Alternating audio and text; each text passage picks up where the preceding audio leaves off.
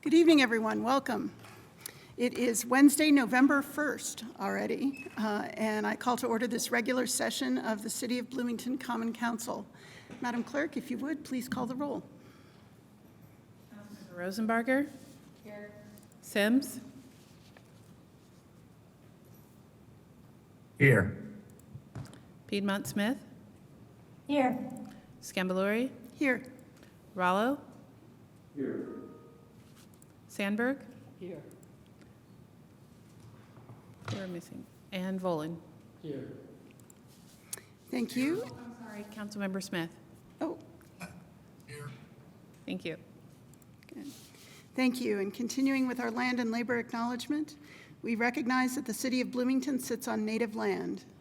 The city, as well as city administrative buildings, are on the traditional homelands of the Miami, Delaware, Potawatomi, and Shawnee people, and we acknowledge that they are past, present, and future caretakers of this land. We also acknowledge that much of the economic progress and development in Indiana, and specifically Bloomington, resulted from the unpaid labor and forced servitude of people of color, specifically enslaved African labor. We acknowledge that this land remains home to and a site of gathering and healing for many Indigenous and other people of color, and commit to the work necessary to create and promote a more equitable and just Bloomington. We move forward knowing and acknowledging our rich, complicated, and sometimes painful past so that we can learn from it and create a true land of opportunity. Continuing with our agenda summation for this evening, we have one set of minutes to approve from the regular session of January 18th, 2023. We will then move into reports, including reports from council members, reports from the mayor and city offices, and under that heading, we have a status report on plexes and ADUs per ordinance 2123.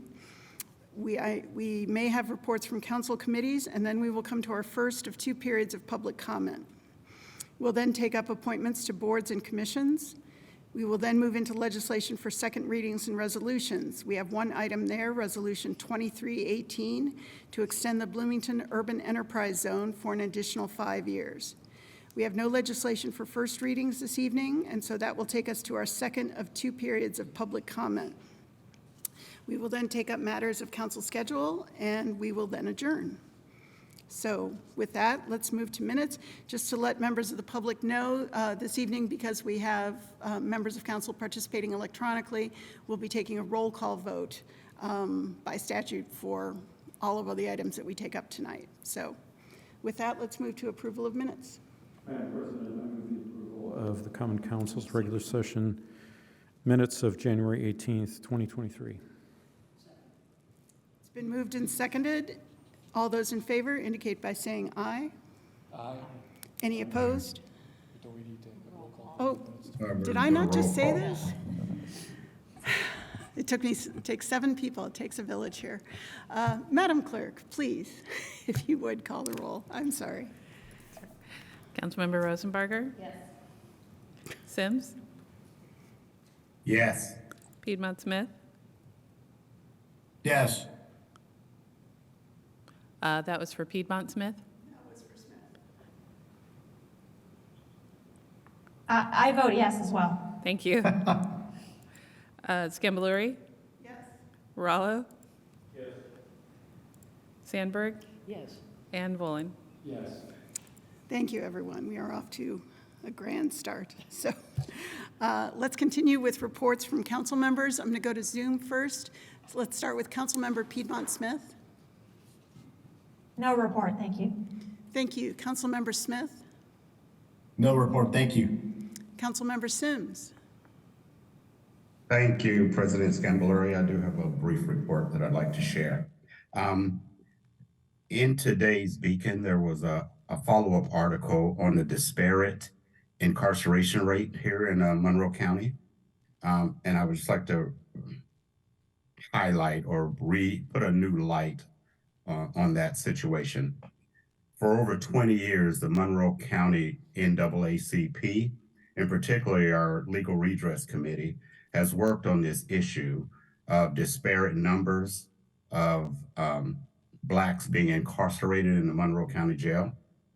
And based on the Beacon's report, our first quarter report from the NAACP and the Legal Redress Committee, which incorporated the first 3 months of this year, it stated that Black members completed 26.5% of the population in the Monroe County Jail. I will note that that is 6 times more than the 3.9 population percentage that's stated on the 2020 census.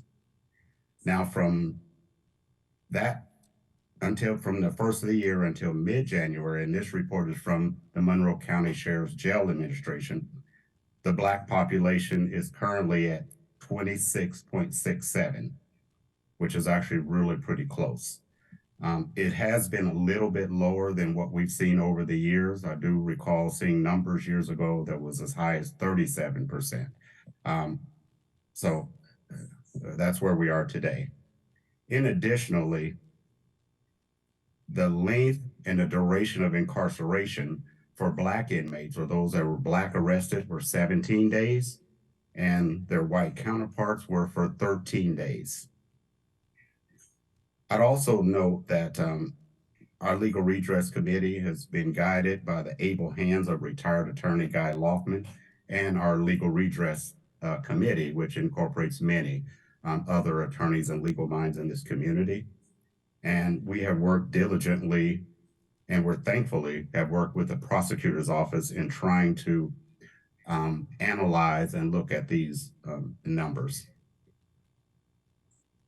It's pretty clear, and I think this administration, this city council, we've talked a lot about equity here in the last, at least in my 2 terms. And specifically, in many cases, we've talked about racial equity. We also understand that some of these causes are systemic issues. I'd say the majority of them. We also have the main points of racial and social bias. Now, this isn't to blame anyone. It's just a call for this community that if we're talking about equity, and that's just one form of equity that we have to deal with in the myriad of equitable situations throughout Bloomington and Monroe County. I will remind everyone that we have the law enforcement agencies that have arresting capabilities and that actually feed into the Monroe County Jail is the Indiana State Police Department, Indiana University Police Department, Monroe County Sheriff's Department, the Bloomington Police Department, Ellettsville Police Department, and there is some law enforcement capabilities at IU Health. So I just want to bring to the attention to the public, and I want to thank Dave Askins at Beacon for sharing, bringing those numbers up again, or that situation up again. And I just really, truly want to highlight that for our community as we keep working toward some issues of equity. And I will say this, this is the last of my term, but there's many things that this council that I'm sitting on in the previous council that we have worked on from an equity standpoint, including some racial equity aspects.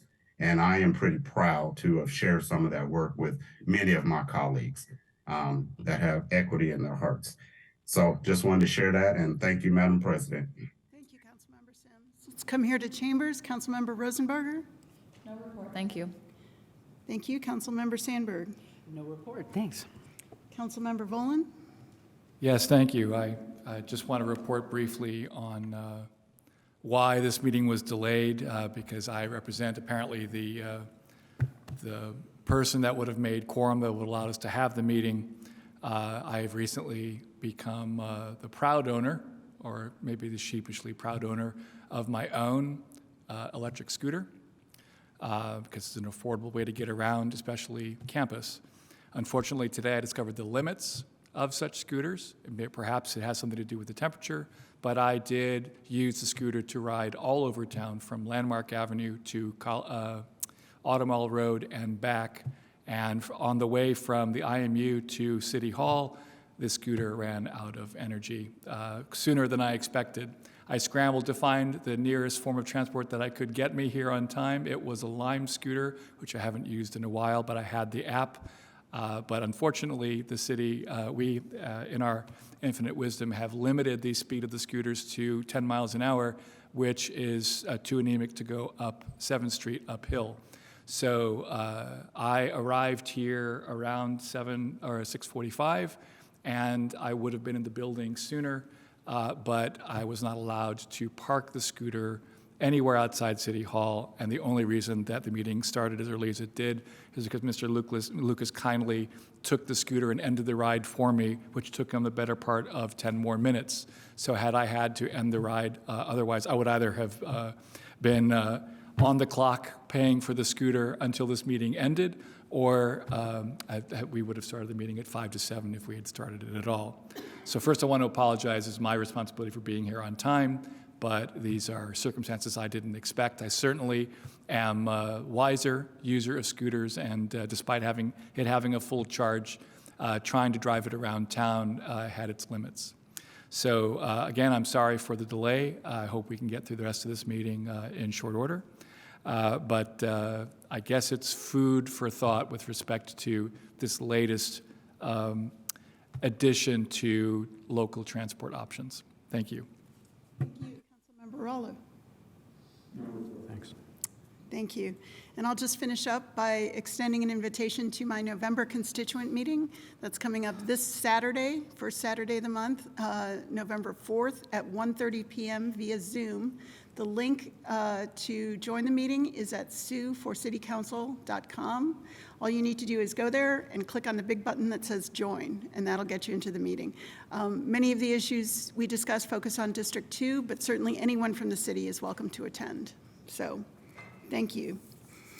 That takes us to reports from the mayor and city offices. I believe we have Dee Della Rosa with us tonight. No, I'm sorry. You're next.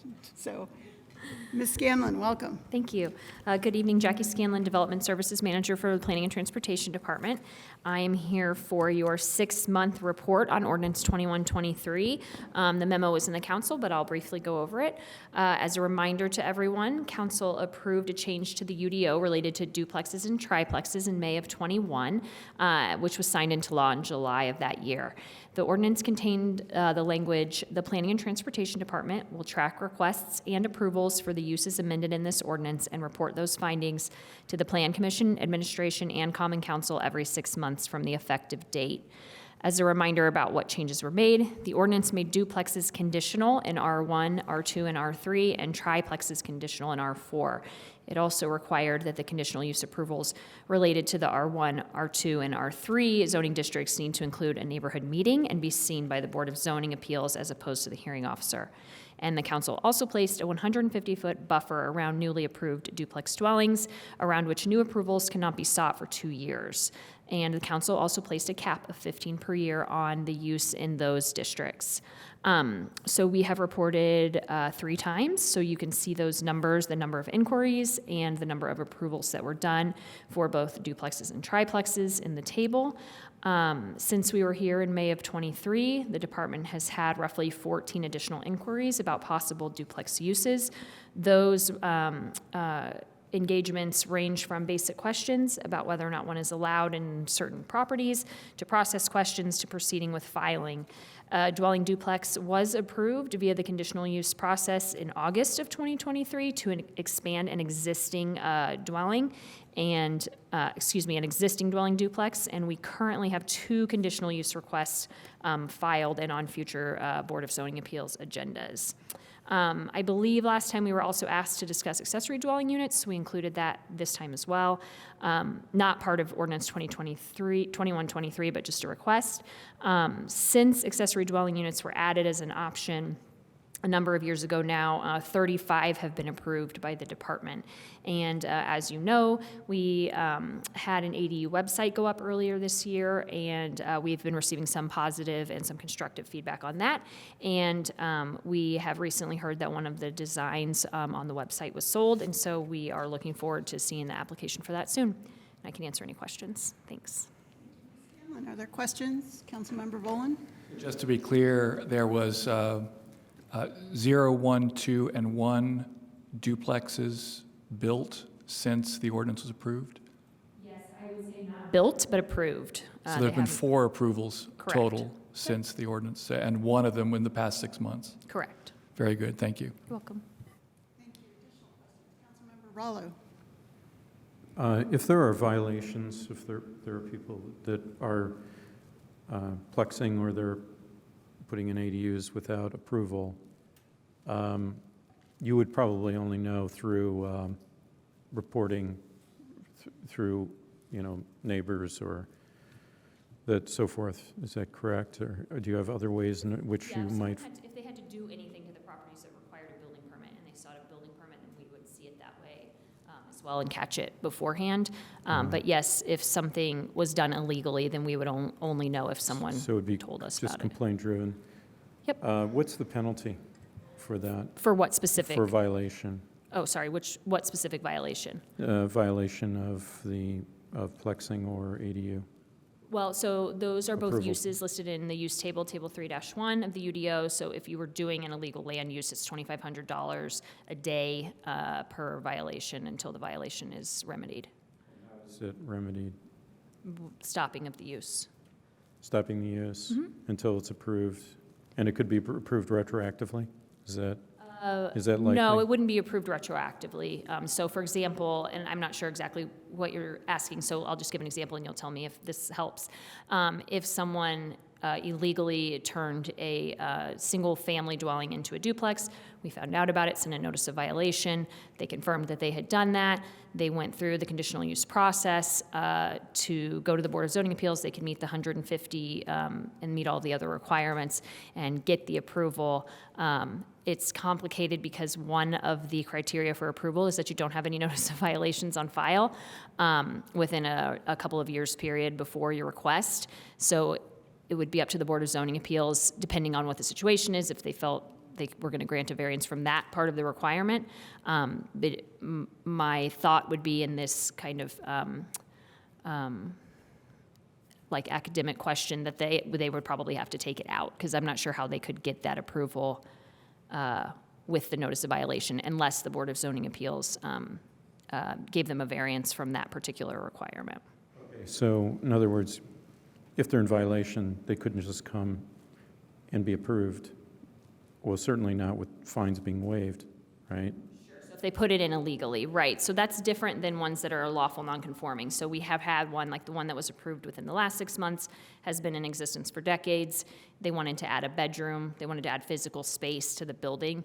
So the duplex that they had was lawful nonconforming. In order to expand it, they had to get the conditional use approval, and that was all above board and done properly. Okay. And if people are aware of it, they report it to your office? Yep. Okay, great, thanks. Additional questions? Never mind. Okay, are there any additional questions for Ms. Scanlon? Okay, I'm not seeing any up there. Yeah, I won't lie. Go ahead. Yeah. A question for either Ms. Scanlon or Mr. Rallo. Are there any known examples of such violations? In other words, has someone, to either of your knowledge, illegally built a duplex in Bloomington that's been remediated or at least is under inspection, to either of you? Not under our enforcement right now, no. I've been told that there are, but, it needs to be investigated. Okay, before I'm looking forward to finding out more about that. Thank you Yeah. very much. Several, actually. Excuse me, I didn't really hear the answer to your question. What would a constituent do if they had knowledge of this? Who would they report to first? Would it be you and plan? Transportation, but they can use the U report service, and then that U that kind of report? question would automatically go to us. Yes, U report, small U report. Yeah. It's the city Familiar with, service I for- just want to make that a, Yep. public announcement here, because again, we're just getting information about this. We just heard of something today. So I want to make sure we're giving them proper advice on how to follow up with this. And they can contact the department directly as well, planning@bloomington.in.gov is Okay, our general email. great, thank you. Thank you. Additional questions for Ms. Scanlon? Seeing none, thank you so much for being here this evening. Okay. Are there any reports from council committees? Seeing none, that'll take us to our first of 2 periods of public comment. This is for items not on our legislative agenda for this evening. May I have a show of hands in chambers for those who would like to offer comment? 1, 2, 3, 4, 5, 6. Okay, that's a lot. All right, Mr. Lucas, could you extend our invitation on Zoom while those in chambers make your way toward the podium, please? Yes, if there are folks joining via Zoom that would like to speak, please raise your hand. You can find the raise hand feature under your control bar by clicking the Reactions tab or the More tab. You can also send a chat to the meeting host to let us know you'd like to speak. Okay. Let's go ahead and begin here in chambers. If you would, when you reach the podium, please sign in. And then if you would, share your name for the record, and then you'll have 3 minutes. So welcome. Thank you. My name is Paulie Terracone. Just want to share a little bit of a couple anecdotes quickly. So this morning, I was riding my bike on the 7 line, was stopped or riding through on towards Walnut, and I had the green light, and I was approaching from the west, and a car went through the red light north on Walnut, at least 40 or 45 miles an hour. There was a delivery truck in the westernmost lane, so I wouldn't have any kind of eyesight to see this car coming. And if I were only a few seconds farther ahead, I would have been creamed.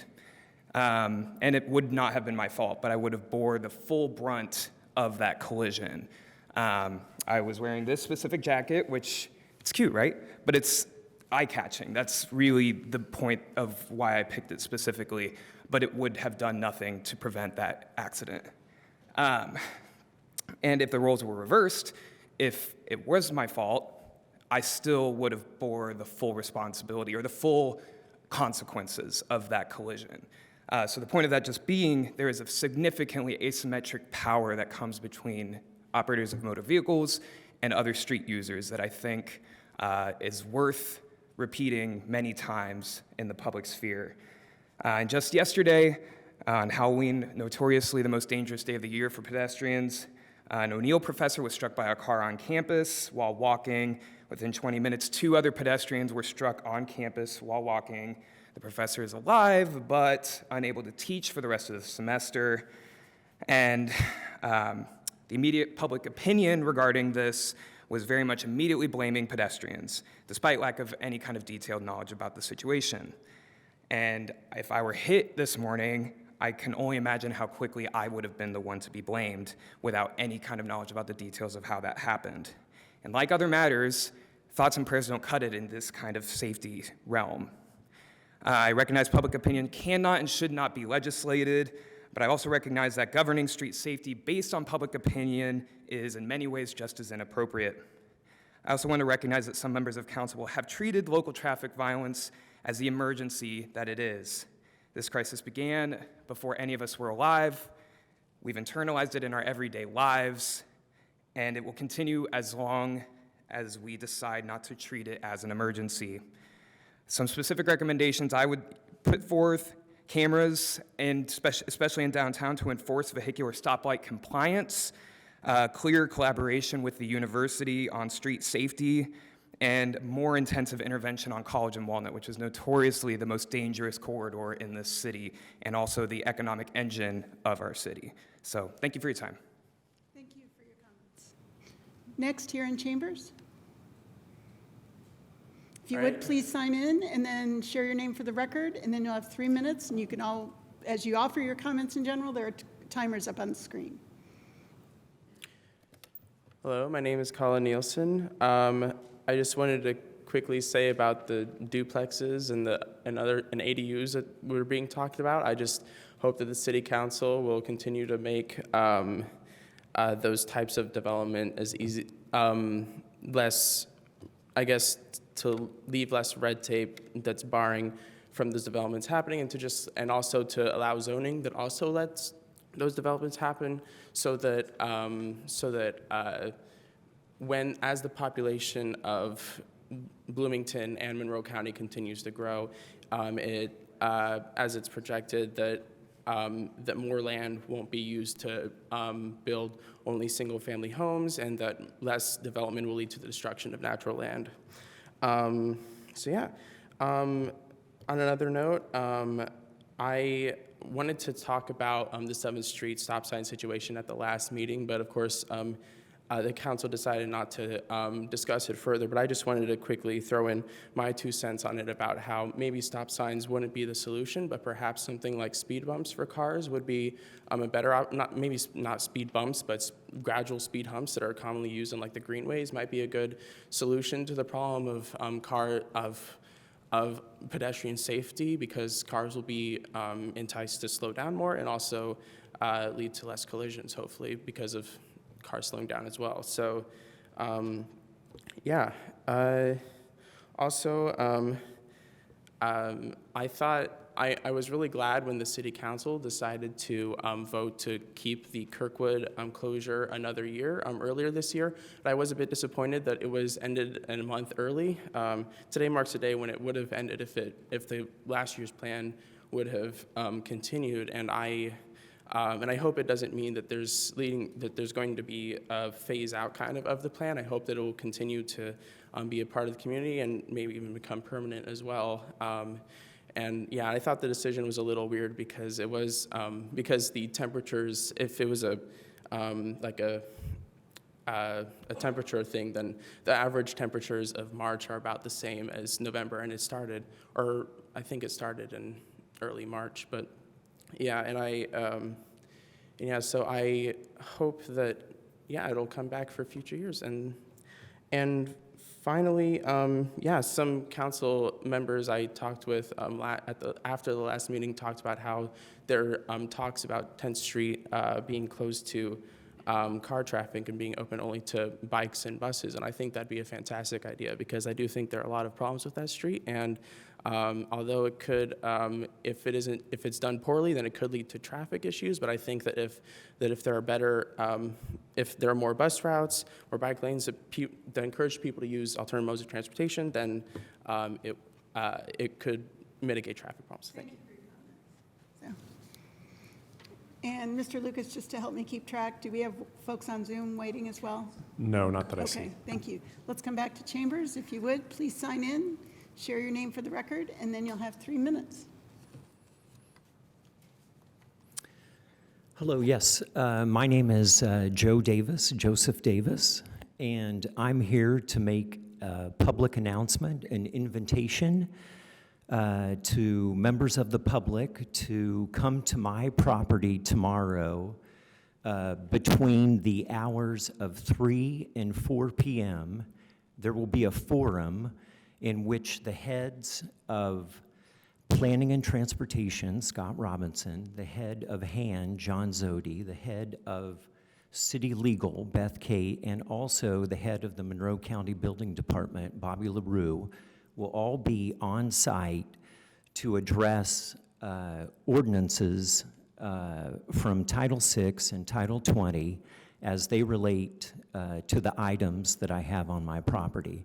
I live at 530 South Washington Street. The cross street is First. I encourage people to bring a lawn chair. Parking is available at the back of my property at the Arby's parking lot. If anyone parks there, I ask that they think about patronizing the Arby's at that time of the afternoon. Jamocha shakes will be on special for just $1. That would be a sweet treat to have.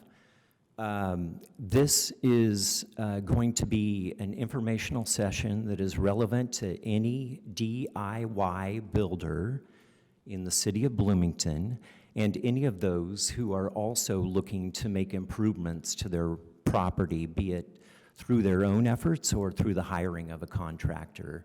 There will be much to be learned.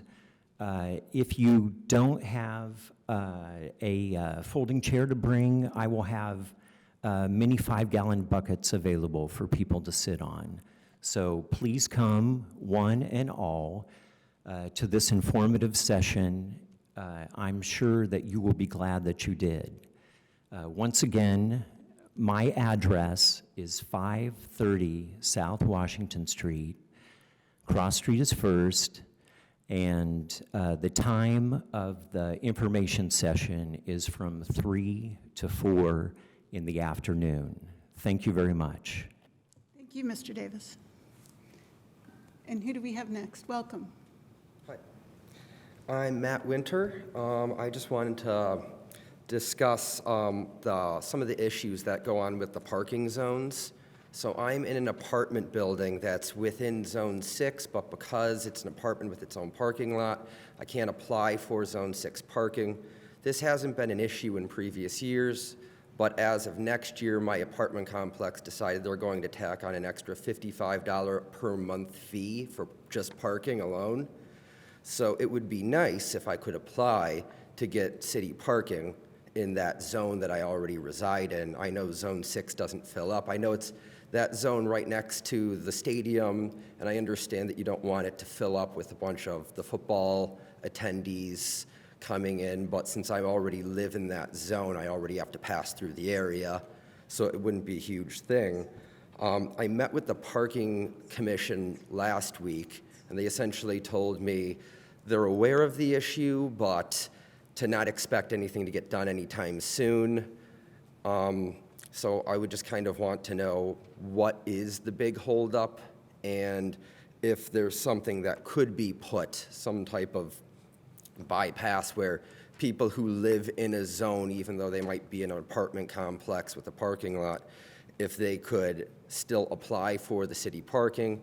And if there's too many apartment complexes and you're worried about that being an issue, just something put in place where if you reside in a zone and you also can prove that there's like an unsubstantial fee for your parking, that you could then apply for city parking.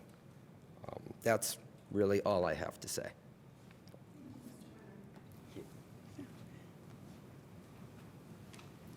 Mr. Davis, you already had an opportunity to offer public comment. There was- So I'll need you to surrender the microphone to There the was next just speakers. one item that We I- have other speakers that are waiting to speak, Mr. Davis. There was just one other item. We have that I other wanted to speakers say. that are waiting to speak, Mr. Davis. Please Okay. allow them to do so. Costumes are optional if people would Mr. like Davis, to please extend their Halloween take a costume seat. period. Thank Mr. you. Davis. Welcome. If you would, please sign in. Please share your name for the record, and then you'll have 3 minutes. Good evening, council members. Paul Post, President, FOP Lodge 88. In January, this body approved moving forward with the plan you were presented by the Hamilton administration to move BPD to the Showers West property. Promises and hopeful statements were made to you by the administration about budgets and allaying our concerns. We had expressed severe concern about the plan at the time, as well as throughout the short 9 months since. We find ourselves now staring at this administration forcing the project out to bid this month, with the goal of forcing its approval before year's end. In addition, we heard of the recent announcement of Griffin Realty putting 3rd Street property up for sale, all while plans for the Showers West project have yet to be finalized. As you may recall, a lot of our concern with the Showers West property involved the poor location, hidden away off of main streets, shoehorned in between existing and now growing apartment complexes, a hotel, and the tech center project. Ingress and egress to the property for the massive increase in law enforcement traffic, navigating the narrow entrances and dodging pedestrians along Beeline and City Hall. Security of the parking lot to the west, as well as the sheer lack of available parking for the combination now of police department, fire headquarters, visitors, and the remaining tenants of the building. Unfortunately, I have to report to you that this past week I sat in a meeting with the architects and the project manager, and we were told that the bid being sent out with such haste is only for the interior of the building and a generator. No monies are allocated for the exterior fencing, security gates, or traffic devices needed to safely integrate BPD into the area. No agreement has been reached to guarantee BPD space in the nearby parking garage to mitigate the parking needs. No plan is being looked at to move the main radio communication tower from 3rd Street, which will be a major financial hurdle. Council members, you were sold on the word of the administration that these issues we brought up were all solvable and would be covered by the budget set earlier. You were told by consultants brought in by the administration that our concerns were unfounded and we should be ignored. Yet here we are again. The interior of the building is not going to need only light renovations, as they said. It will require major demolition and a complete overhaul to make it usable as a modern police department. The budget is therefore being used up now, all before the major issues on the outside are addressed. Council members, we call on you now to ask yourself if what you were sold on in January is what's actually coming out. Ask why this plan has been rushed out to bid, all while still unfinished in several critical areas. Why are major cost issues being foisted on the incoming mayor and city council, all of which were promised earlier to be covered in this plan? The answer seems to be, well, let someone else deal with that later on. Council members, we ask you to pause any bidding process until the entire plans are complete. We ask you to reject the hasty push to sell the 3rd Street property before the end of the year, forcing the city into wasting money on a leaseback situation for years of construction needed. Tell the mayor this project needs more time and give the incoming mayor and council a fair start to their terms, not an immediate financial anchor around their necks, which is far from what we were all told this was going to be. Thank you. Mr. Lucas, just to check in, do we have anyone waiting on Zoom? We have one hand raised at the moment. Okay, we'll get to that in just a second. No, go ahead, please. If you would, share your name for the record, and then you'll have 3 minutes.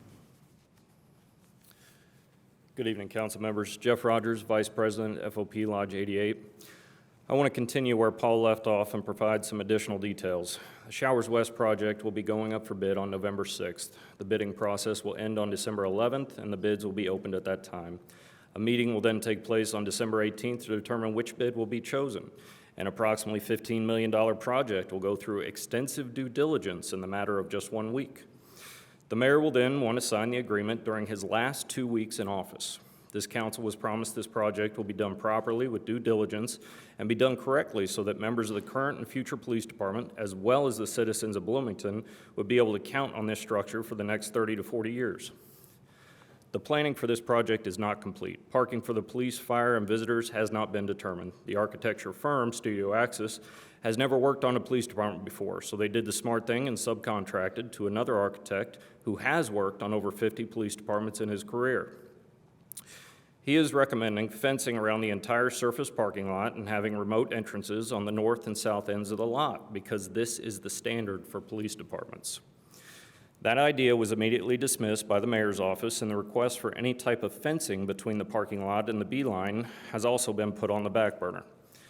There has been no discussion of the 8th Street and Rogers Street intersection or any other ways to improve ingress and egress through the area. There also has been no determination of where the radio tower will be relocated to or how much that will cost. We have been given rough estimates of anywhere from $200,000 to $800,000 for what it will cost to relocate the tower.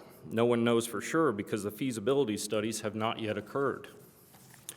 The exterior costs of the building are unknown. We don't know if we're talking about $250,000 or $2 million in total. When asked if the second bid process will be paid for from the original bond, no one knows the answer because no one knows how much the total cost will wind up being. By separating this project into multiple bids, you're agreeing to write a blank check that this council and this mayor will not have to pay. You're passing on unknown costs to the future council and future mayor. It is very possible that the interior of the building will take up the entire amount of the bond, and when the next bid comes around to actually complete the exterior, that money will have to come from some other unfunded source. In essence, you're agreeing to build an airplane in the middle of a field before the runway is even constructed. You have just enough money for the airplane, and you're expecting that someone else will pay for the runway in the future. This is the legislative branch of our government. We're asking for fiscal responsibility and oversight. Ask yourselves what kind of legacy, what kind of unpaid bills you want to leave for your successors. We're not asking you to put a stop to the Showers project or even delay it into the new year for the new administration. We're asking you to simply put a hold on the bid process until the entire project can be bid on. This will allow the current and future administrations to know the true cost of this project. Thank you. Thank you, Mr. Rogers. Mr. Lucas, let's go to our participant on Zoom. Yes, we have Jordan. Welcome. If you would, please state your full name for the record, and then you'll have 3 minutes.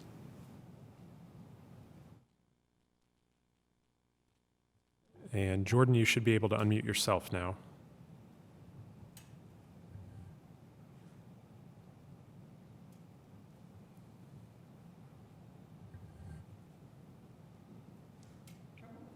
Jordan, Canada. Welcome. Union President, Local 586. In regards to the Showers Building and bonds, the fire department most certainly needs the fire stations. As stated by Mary Catherine Carmichael on January 18th, the fire station projects can move forward without the Showers Building. I urge the City Council to pump the brakes on the Showers Building. Would you, as a City Council member, move out of your own home into another home where you do not have the complete amount of what your new home will cost? As already talked about earlier, another issue is the antenna. This will be extremely costly in getting this moved. If there's any delay in this and the radio communications, officers' lives will be put at risk. The cost considerations for this and others must be taken seriously. Why is this project being rushed when there are way too many issues unaccounted for, as brought up by Paul Post and Jeff Rogers? Again, I urge you to put a delay on the Showers Building and to continue with the fire projects. Thank you. Thank you, Mr. Canada. Mr. Lucas, do we have anyone else on Zoom, or is there anyone else here in chambers? Just one more comment through Zoom. Sam Dove sent a written comment he asked me to read as follows.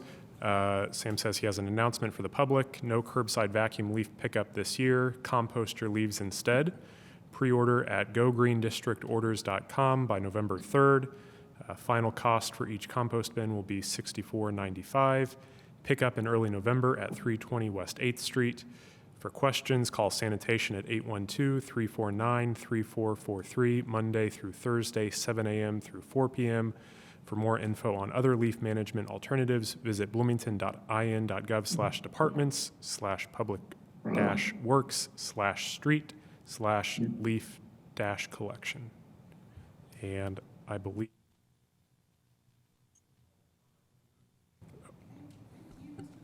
And I see no further comments here in chambers, so that'll close our first of two periods of public comment and take us to appointments to boards and commissions.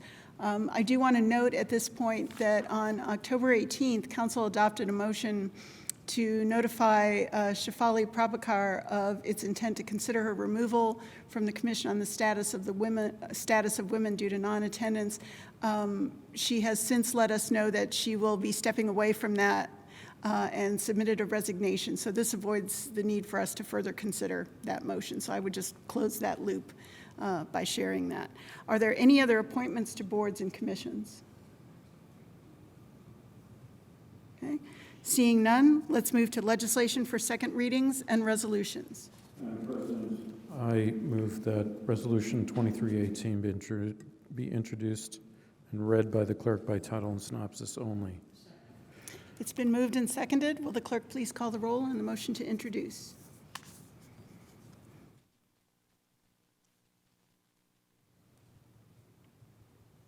Sorry about that. Okay, going in seating order, as usual, Councilmember Sims, Yes. Piedmont Smith, Yes. Scambaluri, Yes. Rallo, Yes. Sandberg, Yes. Smith, Yes. Volin, Yes. and Rosenbarger. Yes. Thank you. That passes 8-0. Will the clerk please read? Resolution 2318 to extend the Bloomington Urban Enterprise Zone for an additional 5 years. And the synopsis is coming shortly.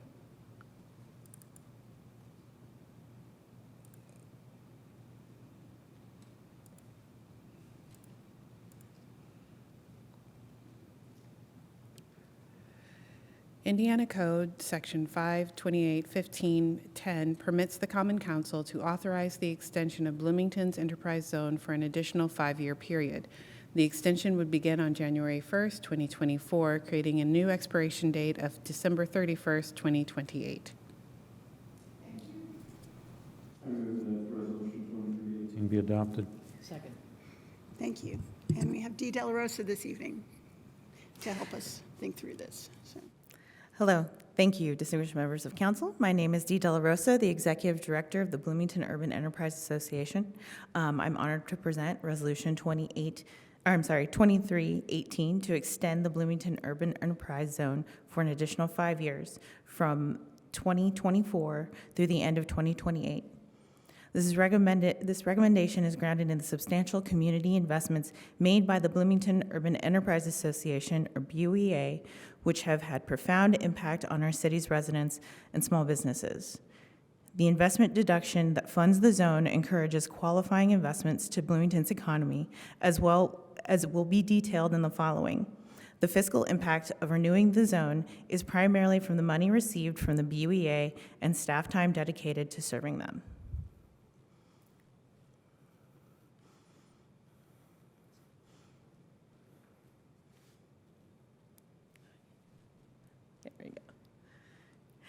It's essential to explore the history of the Enterprise Zone program to understand the importance of this extension. The Enterprise Zone program was established in 1983, and the Enterprise Zones are designated based on demographic, socioeconomic, and geographic size criteria to encourage a mix of commercial, industrial, and residential activities in an underdeveloped area. Indiana Code 52815 provides for establishing urban enterprise associations to oversee activities within the enterprise zone. The Bloomington Urban Enterprise Association was established in 1992 and incorporated as a nonprofit organization as permitted under Indiana law.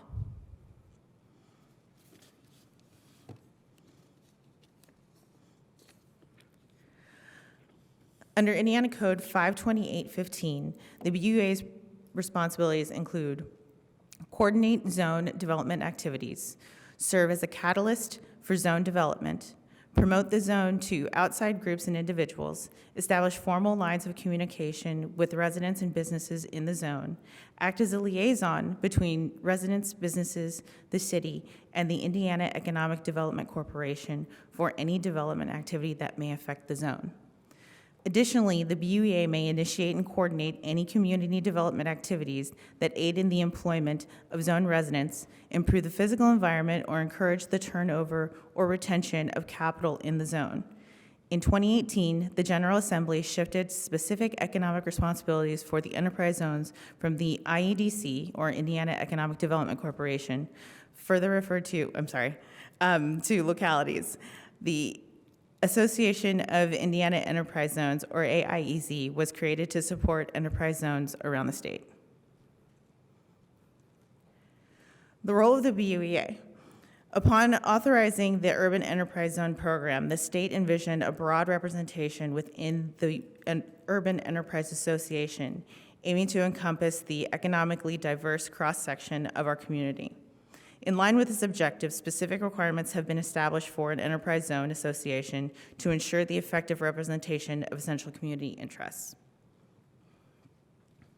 The composition of the Urban Enterprise Association is as follows, except for a vacant resident seat appointed by the mayor and 2 gubernatorial representatives that have never been appointed. Resident of the zone, Mary Morgan, council appointment, secretary. Resident of the zone, Paul Ash, mayoral appointment. Business representative, Felissa Spinelli, council appointment. Business representative, Heather Robinson, mayoral appointment and vice chairperson. Business representative, Julie Donham, mayoral appointment and chairperson. Organized labor representative, Michael Hover, mayoral appointment. City council member, Kate Rosenbarger, council appointment. Economic development appointment, Holly Warren, mayoral appointment. Plan Commission, Chris Cochran, mayoral appointment. Their collaborative efforts are crucial to the vitality of the enterprise zone. Moreover, administrative support provided by the city significantly bolsters the BUEA's ability to direct its resources toward enhancing the zone instead of being bogged down by administrative duties. City administration staff as follows: Colleen Newbill, Assistant Attorney; Cheryl Gilliland, Director of Auditing and Financial Systems, and myself as Executive Director. Previous extensions, Bloomington Urban Enterprise Zone was initiated in 1992, with its terms slated to conclude in 2002. State law has permitted 5 separate 5-year extensions of the zone.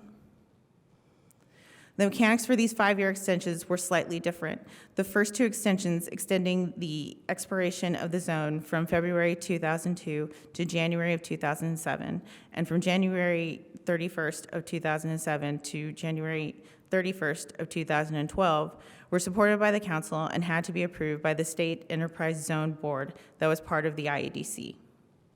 Council approved 3 other extensions from 2012 through 2023, and a change in state law no longer required approval by the State Enterprise Zone Board. The last extension was made by the council in Resolution 1902. Under the then existing law, the 2019 extension was to be the final extension of the zone. However, in 2021, the General Assembly modified the law and allowed an additional 5-year extension under Indiana Code 528-1510G. The Common Council may renew the zone for 5 years, and incentives are limited to those found in Indiana Code Chapter 6.1.1-45. It applies to qualified investments made by the businesses within the zone, also known as the Enterprise Investment Deduction. One of the principal drivers of the economic development within the urban enterprise zone is the zone's investment deduction, or EZID. This statutory investment offers a 10-year property tax deduction for the augmented value of the enterprise zone business property due to qualifying real and personal property investments. This deduction has been instrumental in attracting businesses and stimulating growth within the zone. Qualifying investment means the purchase of a building, the purchase of new manufacturing or production equipment, costs associated with the repair, rehabilitation, or modernization of an existing building and related improvements, on-site infrastructure improvements, and the construction of a new building, or costs associated with retooling existing machinery.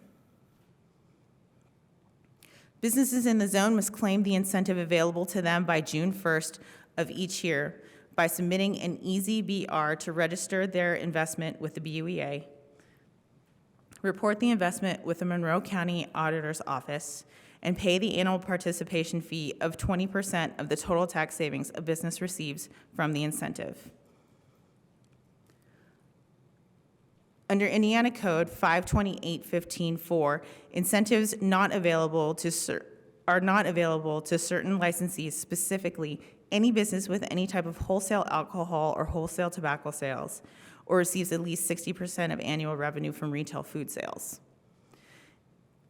If the enterprise zone business property is located in the enterprise zone and a tax increment financing district, or TIF, the Common Council must approve the zone investment deduction. A portion of the savings of the business receives from the enterprise zone investment deduction is paid to the Urban Enterprise Association, which uses funds to support its local programs. Over the 16 years, the EZID program has averaged nearly $440,000 annually, with an average participation of 35 companies.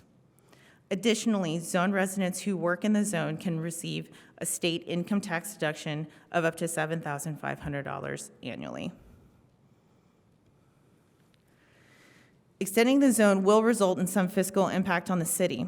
That impact will include the marginal amount of levy that the city may lose from the deductions taken on those qualified investments within the zone that may add to the assessed value of real property or constitute taxable personal business property.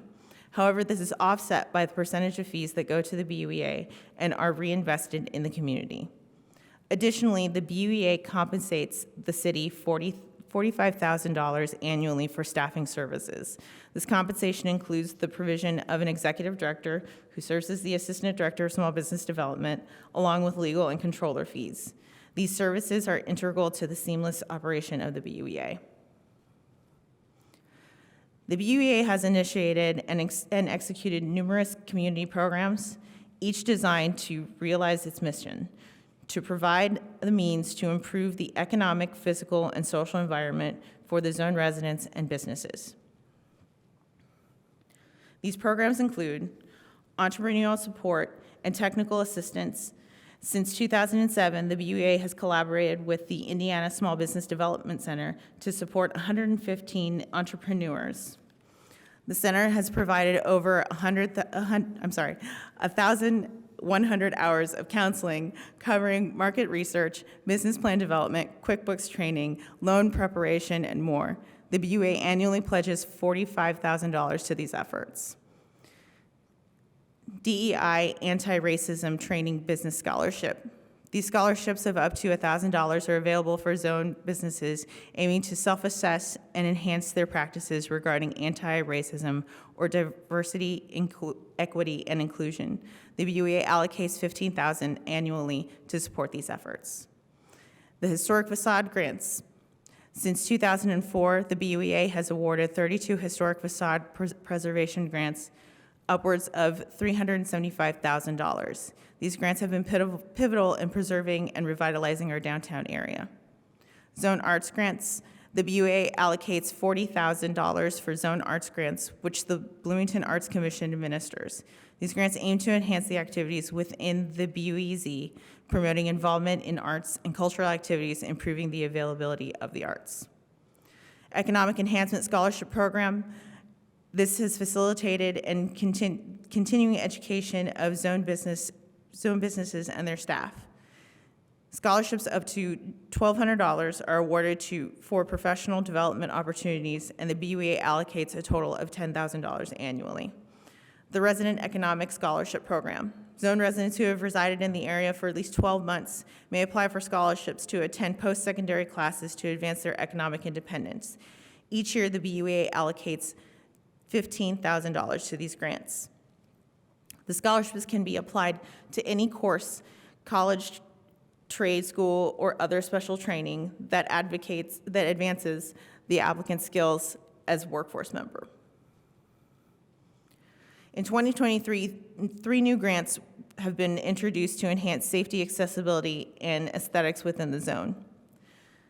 Small Business Safety and Security Grant. This aims to improve the enterprise zone's overall safety and security. The Safety and Security Grant is for small business owners who want to improve the general security of their businesses within the enterprise zone, and $20,000 has been earmarked for this annually. Business Building Improvement Grant. This grant aims to improve the physical condition of businesses' buildings in the enterprise zone and promote economic vitality and beautification for the community in the enterprise zone. This grant seeks to assist small business owners in updating and improving internal and external visual improvements, preservation, and structural integrity, and this is earmarked at $20,000 annually. Accessibility Modification Grant. The Accessibility Modification Grant provides grant-based assistance for businesses to make their small businesses ADA accessible and promote inclusive practices for people with disabilities. This grant aims to improve the BUEZ's social and physical environment through accessibility modifications in the enterprise zone. This grant intends to help business owners complete ADA modifications that do not meet requirements due to grandfathered plans. Businesses can use the funding to update their ADA accessible areas, entrances, signage, low shelves, restroom accessibility, parking spaces, and sidewalks. $15,000 is earmarked annually for this grant. In addition to its local programs, the BUA has extended its support to other organizations addressing a wide range of zone and community needs. Some notable examples include CDFI Friendly Bloomington. BUA donated $1 million to capitalize the enhancement fund for CDFI Friendly Bloomington, supporting affordable housing, small business, and community facilities. School grants. Since 2004, the BUA has provided upwards of $440,209 to the Foundation for Monroe County Schools, assisting schools within the zone with educational programs, staffing, equipment, licenses, and meals. The Boys and Girls Club of Monroe County. In 2015, the BUA granted $50,000 to the Boys and Girls Club of Monroe County, facilitating the renovation and expansion of a facility in the Crestmont neighborhood. This facility has become a cornerstone of providing services to residents in the area. In conclusion, Resolution 2318, calling for the extending of the Bloomington Urban Enterprise Zone for 5 more years, reflects a legacy of community investment, support, and success. The BUEA's diverse array of programs and accomplishment demonstrates the commitment to fostering economic growth within the zone. Thank you for your attention. I'm happy to take any questions. Thank you, Ms. De La Rosa. Much appreciated. Are there questions? Councilmember Volin? Thank you for the report. Appreciate it. Happy to have a chance to weigh in on this before the end of the year. Can you tell us, Ms. De La Rosa, how much money in the past year was invested into the BUEZ? Are you talking about just businesses investing money into the BUEZ or? Well, businesses, there's a tax of some kind that, you know. So I'm talking about if how much is it's- spent, not how much is brought in. How much is spent? Yeah. I'm making sure that I'm getting your question correct. Well, in other words, the ostensible point of the BUEZ is to help businesses and individuals to help improve work in the BUEZ. So money has gone to projects that you just mentioned. Roughly how much last year, in the past 12 months, has gone to such projects overall? Give me just a second. Let me look at my numbers. I mean, I'm just looking for the number of digits, honestly. Like, is it $1 million, $10 million, $100,000? I would say that it's probably close to 150,000. And so over the entire lifetime of the program, how much money has been spent in the enterprise zone? Over the entire lifetime of the program, I couldn't give you a number. To be perfectly honest, some of the record keeping that I've had to dig up to present this has not been the most clear, to put it very plainly, and that's not to knock on my predecessors, but there's a lot of work that needs to be done on some of the record keeping for this, and I've done a lot of work this past year to bring these records back up to par. That task. But would you say that $150,000 is an average amount per year that goes into the zone? Honestly, I would say that's probably just a little bit low. If you're talking about money that the BUEA is putting back into the zone, Yeah. I would say that that's actually just a little bit low. Okay. And to be perfectly honest, that part of that is my inexperience in being an executive director. So there were some grants, and getting those things out has been a little bit difficult for myself. But yeah. I have no qualms with the challenge that you face. I'm just trying to get a sense of how much what has been the total investment in the urban enterprise zone over time? If you say that's a little low, would you say it's more like $200,000 or $300,000 a year that generally gets put into the I zone? would say in general, yes. That's what we're aiming for. And At that's least pretty that's what I was aiming for this year. And in the past, it has been over $300,000. And that's been pretty consistent over time, you'd say? Yes. Like in that ballpark? It's Absolutely. a six-figure number. Absolutely. I mean, I think that the overall goal is to, the income that we get, we want to spend most of it back in the community. And if we're averaging, around anywhere from 300,000 to 450,000, we're trying to put that back in the community immediately. You would say, I think in general, that the Enterprise Association, the board, considers itself to be satisfied with its efforts, like it's doing. I mean, do you ever? Is there a amount in the bank like that you're having trouble spending, or do you generally spend the money that comes in? There is an amount of money in the bank. I think that we are doing a relatively good job of spending the amount of money that's coming in. And I've answered this question separately. Great, thank you so much. Thank you. Councilmember Rosenbarger and then Councilmember Piedmont Smith. Love the presentation and appreciate what you do. I just wanted to see if you wanted to take a minute to plug that vacant resident zone position that we have, because it's such a tricky one to fill. We do have a vacant resident zone position on our board. It is for someone who has voted in the past primary, not independent or Democrat. That doesn't mean that you have to be a Republican, you just need to be affiliated with a different political party. We're trying to keep the comments and the discourse within the board as diverse as possible, and having a lot of different ideas are really, really helpful to do the things that we're trying to do. So that is the requirement for that position. You have to live within the Bloomington Urban Enterprise Zone, and you have to be affiliated with a political party other than independent or Democrat. Thanks. Thank you. Councilmember Piedmont Smith? Yes, thank you. I want to make a statement under Bloomington Municipal Code 2.04.150 related to the renewal of the Bloomington Urban Enterprise Zone. State statute allows certain tax incentives for businesses and residents of enterprise zones, and one of those benefits is that zone residents who also work in the zone for certain employers, including political subdivisions, can receive a state income tax deduction of up to $7,500. Under local code, I wish to declare that I live in the enterprise zone and that my work for the city of Bloomington makes me eligible for this deduction. However, my consideration of Resolution 2318 is not shaped by this deduction benefit. Instead, my consideration and vote will be informed by an analysis of the social and economic good that may be realized for businesses and residents if the zone is renewed for another 5-year period. For that reason, I feel I can participate in the vote fairly, objectively, and in the public interest.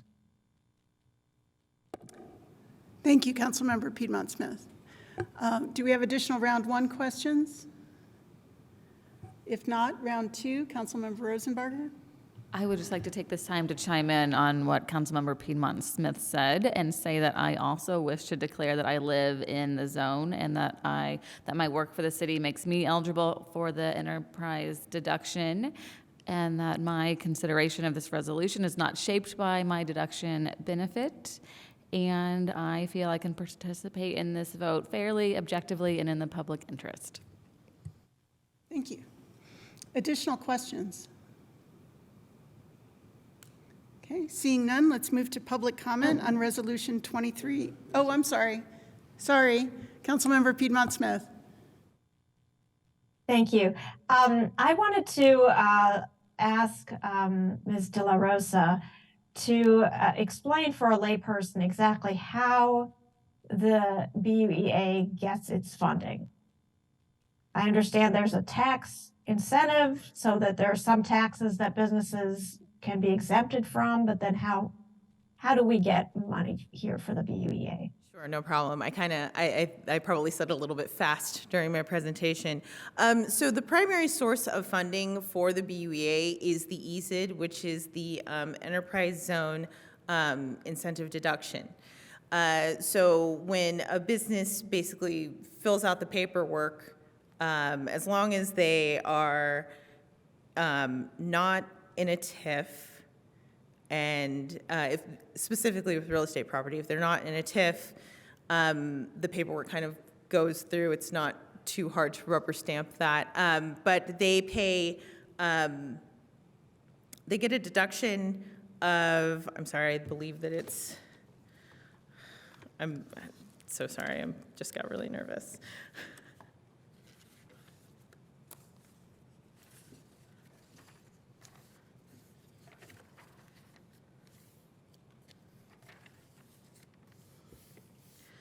So the amount of deduction was basically figured by your predecessors in this whole process when this is initiated. So their participation fee is 20% of their total tax savings. So if you were getting a $100 tax deduction, you'd pay $20 to us, and that would be your participation fee. So all of those fees add up to a certain amount, and then we can use them to put back in the community. It's actually not a very difficult or complicated process. It's really just a matter of the businesses filling out the paperwork, the enterprise deduction gets approved by our board. If it is in a TIF and it is real estate property, it goes through the city council, and then the council decides whether it's financially beneficial for the city to approve that sort of tax deduction. And that's really it. We don't have any other sources of income at this juncture. So if a business is going to invest, let's say, $100,000, and they have a tax bill of, I don't know, $10,000, would they be exempt from that whole tax bill, or just part of it? No, they're not exempt from the entire tax bill. It's kind of incremental and very similar to, in some cases, it's similar to a tax abatement where it does like stair step down. With some of the eases that we do have, there have been some changes in how the numbers work, and I'm sorry that I can't get deeper into that because I don't quite understand how those changes work. But towards the end of their schedule, sometimes the number actually decreases as far as how much their deduction is. But for some businesses, it's a straight tax deduction, like and I'm sorry that I don't have a mock-up of the actual schedule so you can see what it looks like. But the entire tax deduction is taken out for 10 years. Okay, so it's kind of like a tax abatement. So It's maybe very, in very years 1 and similar. 2, it's 90%, and then it's 70%. It's very 60%. similar to that in some cases, yes. Okay, and then 20% of the total value of their deduction is what goes into our BUEA. Yes. Is that right? Mm-hmm. And that's per year. Each year that calculation is made. Yes. Yeah. Okay. All right. Thank you very much. Thank you. Councilmember Sims.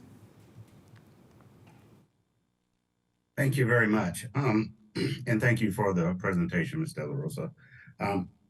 I guess my first question is to the two council members who made the statement, and thank you very much for that. But I guess my direct question, has either of you, since you're eligible, taken advantage of the deductions that you're eligible for? Yes, I take advantage of that every year.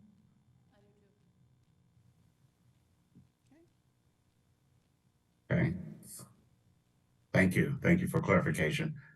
Won't get into actual penny details, but thank you for that. And Ms. De La Rosa, with regard to the state legislature changing the law, and we're still able to do 5-year extensions, since the law has been changed, from the state legislature, does this mean we can do this every 5 years in perpetuity? From my understanding of the law, yes. Okay, so we can do this forever. Until the money runs out, I guess. Well, we'll keep generating money, so it'll be, that's the whole point of it. So we'll keep doing good things. But I was just asking about the scope.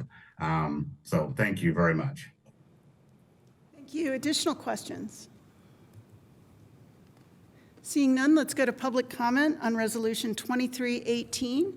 If you have comments here in chambers, please approach the podium. And Mr. Lucas, can you please extend our invitation on Zoom?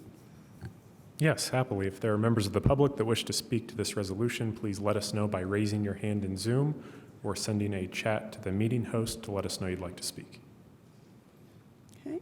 And I'm not seeing any commenters here in chambers. Do we have anyone on Zoom?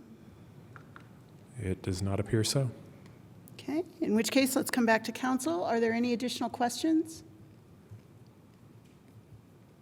Okay. Seeing none, are there any final comments before voting on Resolution 2318? Councilmember Boland? Councilmember Boland, then Councilmember Piedmont Smith. I don't remember if I took an enterprise zone deduction when I lived in the zone, which was before 2014. I did live in the BUEZ for about 14 years.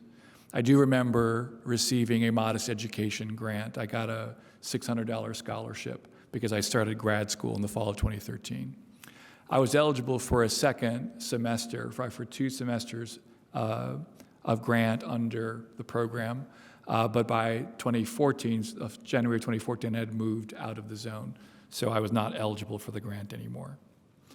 I will note that the investments that Ms. De La Rosa bring up, business building improvement grants, small business safety and security grants, accessibility modification grants, school grants for schools all within the zone. They're all for investments in the urban enterprise zone. Well, the Bloomington Urban Enterprise Zone is a superset of the Community Revitalization Enhancement District. The former Creed Zone, the late lamented Creed Zone, could be found almost entirely within the Creed District. But the mayor's office did not make us anywhere near as much effort to use the money, which was comparable, according to Ms. De La Rosa, roughly speaking, over the past decade, $3 to $5 million has been invested in the enterprise zone through this very similar program. We can assume another 7-figure sum in the decade before that, and that coincides with the 20 years that the Creed District existed. The BUEZ has existed for another 10 years before that. I hope someone can explain to me what is the difference between the Bloomington Urban Enterprise Zone and the Creed districts.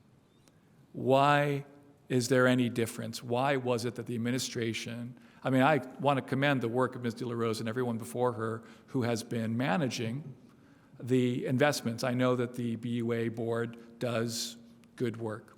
No complaints, frankly.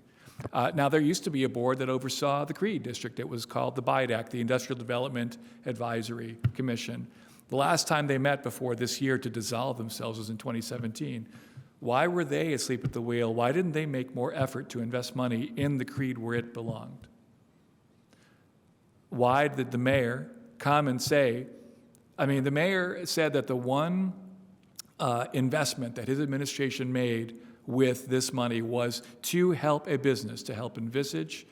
There was a smaller one made before the mayor took office to help a small company called Cigital move into the Chase Bank building. And then about $700,000 invested into a business, into Fountain Square to help that business. So there was a precedent. That money could be used to help business, to help invest in the district. But somehow, despite the fact that Ms. De La Rosa is here with all the accomplishments of the Urban Enterprise Board and all the investment in the zone, that a similar effort couldn't have been made with more money in the Creed District. I'm going to be voting no on this renewal, knowing that it's a meaningless vote. I am sure it's going to pass. No one else seems to have the same objection I do to trying to stick to the letter of statute, which says you're supposed to spend the money in the district. Because there was a loophole that said, well, the district can only last 15 years, and after that, basically, you can do whatever you want with it. That is exactly what the mayor did. And I am very disappointed that the mayor did not make more of an effort. He had ample time in his 2 terms to use that money to spend it in the district for what it was intended for, and he did not. This is hypocrisy, plain and simple. And I lay it squarely on the shoulders of Mayor Hamilton, who could have done more and didn't. But this organization continues to exist. It does good work, and it flies in the face of everything that the mayor said about the Creed District. I am extremely disappointed tonight, and I can't in good conscience vote for this because I need to get an explanation of why there was such a difference between the 2 different zones. Thank you. Councilmember Piedmont Smith. Yes, I'd just like to thank Ms. De La Rosa and all the members of the Bloomington Urban Enterprise Association Board.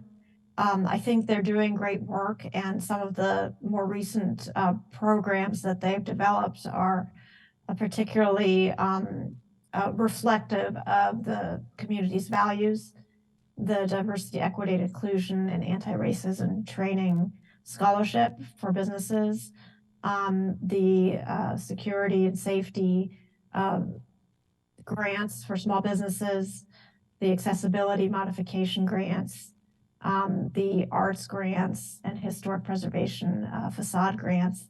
These all reflect what we hold as valuable in our community. And so I really appreciate that evolution of the BUEA programs throughout the years. And I'm happy to vote in favor of extending the organization and seeing future good investments in the zone.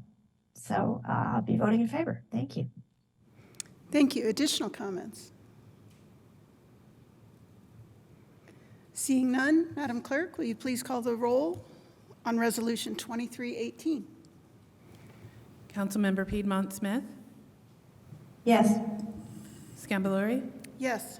Rallo, Yes. Sandberg, Yes. Smith, Yes. Volin, No. Rosenbarger, Yes. and Sims. Yes. That passes 7-1. Thank you, everyone. And thank you, Ms. De La Rosa. So, we have no legislation this evening for first reading, so that moves us to our second of two periods of public comment. May I have a show of hands here in chambers of those who want to offer comment? I see one. Okay. And Mr. Lucas, can you please extend our invitation on Zoom? Yes, if there are members of the public that wish to speak, please indicate your desire to do so by raising your hand in Zoom or sending a chat to the meeting host. Okay, and let's begin here in chambers. If you would, please share your name for the record, and then you'll have 3 minutes. Thank you, thank you, Madam President. This is Christopher MG from the Greater Bloomington Chamber of Commerce. Didn't know if I was going to speak tonight. We heard from at least 2 members of the FOP and another member tonight in public comment on the West Showers construction for the new public safety headquarters. And it reminds me of the September 8th council work session that happened on this topic. That was almost 60 days ago. And I was there at that leaving at that session with some questions unanswered. And I think after what we've heard tonight, I have further questions that I would like on a transparency and a fiscal responsibility to be answered. And I think it's the council's role to maybe call another work session similar to that one on the 8th of September, that we can sort of look into this. And I think it's important the public knows what is going on with regards to the new public safety building. This is a decision that will last many years, well beyond your time and my time in this community, most likely. So I just want to bring that sort of part of your attention. Bringing up the fiscal responsibility, as you recall, the deputy mayor in the 11th hour said that no CREED funds were going to be used. And if there is some fiscal impact, we just sort of need to know what that's going to entail. The other one I just wanted a quick shameless plug is the Chamber of Commerce's Health and Business, which is Tuesday, November 14th. Council members, you should have an invite in your email. This is at One World Woolery Mill. Indiana Health Commissioner Dr. Lindsay Weaver will be a special guest with a distinguished panel to look at health outcomes. We have a survey that goes out to our members annually, and the state issue that's second is public health. When we look at some of the issues of concern for them on a local issue, it's mental health, it's substance dependency. These are issues that matter, and we're going to need state help to get to the answers of them. We cannot fiscally fund everything that we need to. So it's important that we have elected officials there and the public there that know this is a big issue for us and that we need the state to step in. We had the Governor's Commission report in 2022 that the State Assembly only partially funded last session. And so we need to keep on them to make sure that this is a priority for our state, that when we do have a surplus, that it should be invested back into the community where it's going to do a lot of good. So that is the Health and Business on November 14th. That is a luncheon open to the public at chamberbloomington.org for registration. Thank you for your time tonight. Thank you, Mr. MG. Mr. Lucas, do we have any requests on Zoom? No, not that I see. Okay, and are there any further comments here in chambers? Seeing none, let's come back to council, and then Mr. Lucas, will you take us through matters of council schedule?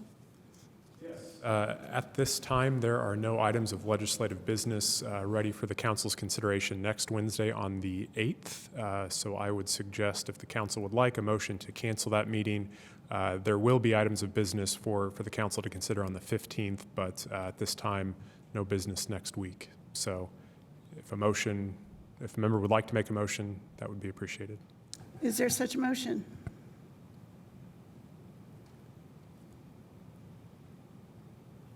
Everybody wants to meet next week? I'll make the motion to cancel our regular session meeting for November 8th. And is there a second? Second. Thank you. So, is there any discussion?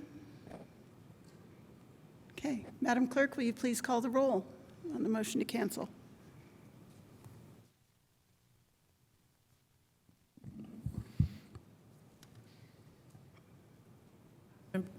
Sorry about that. Councilmember Scambalori? Yes. Rallo? Yes. Sandberg? Yes. Smith? Yes. Volin? Yes. Rosenbarger? Yes. Sims? Yes. And Piedmont Smith? Yes. Thank you. That passes 8-0. So we will convene next on November 15th then. There was a notice sent out today that the council's Special Committee on Council Processes meeting for tomorrow evening has been canceled. There were a couple of members that couldn't attend, so that committee will next meet on November the 9th. Thank you. Is there any other business for this evening? Thank you, everyone. Seeing none, we are adjourned.